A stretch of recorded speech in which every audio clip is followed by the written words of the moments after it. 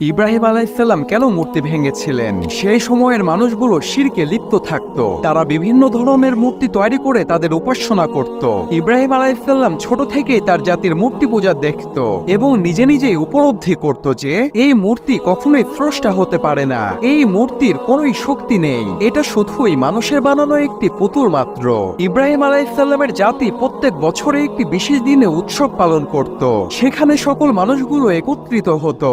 ইব্রাহিম আলাইহিসসালাম এই সুযোগে নিজেকে অসুস্থতা দেখালেন, যাতে করে সেই উৎসবে তাকে না যেতে হয়। গ্রামের সকল মানুষগুলো সে উৎসবে গেলেন, কিন্তু ইব্রাহিম আলাইহিসসালাম একাই বাড়িতে বসে থাকলেন। যখন তিনি দেখলেন গ্রামের আর কোনো মানুষ উপস্থিত নেই, তখন তিনি হাতে লোহার কোড়াল দিয়ে মূর্তির মন্দিরে ঢুকলেন এবং সেখানে যতগুলো মূর্তি ছিল সব ভেঙে তছনছ করে ফেললেন। শুধুমাত্র একটি বড় মূর্তিকে ভাঙলেন না এবং সে বড় মূর্তির হাতে সে কোড়ালটি থুয়ে দিলেন। এরপর কি ঘটেছিল তা জানতে সাবস্ক্রাইব করুন।